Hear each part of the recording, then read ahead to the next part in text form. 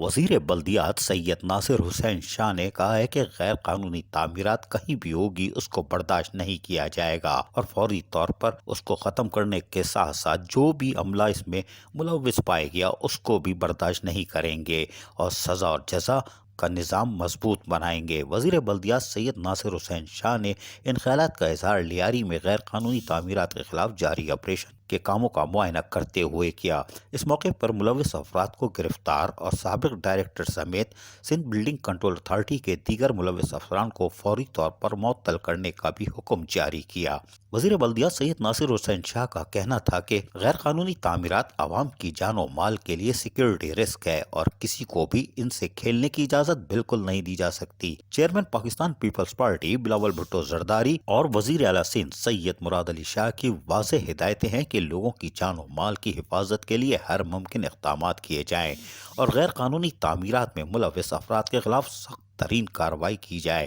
اور اس میں ملوث سرکاری افسران کے خلاف تو بھرپور آپریشن لیا جائے گا۔ جبکہ موقع پر ہی جہاں تجاوزات کا بھی جائزہ لیا وہیں غیر قانونی تعمیرات کو مکمل طور پر ختم کرنے کے ساتھ ساتھ ملوث افراد کو گرفتاری کا بھی حکم دیا اور ڈپٹی کمشنر ارشاد سوڈر نے اس موقع پر وزیر بلدیات کو تفصیلی طور پر آگاہ کیا، جبکہ اس موقع پر سیکرٹری بلدیات نجم احمد شاہ اور دیگر افسران بھی موجود تھے۔ عزیز عارف، KBS بلدیاتی نیوز، کراچی۔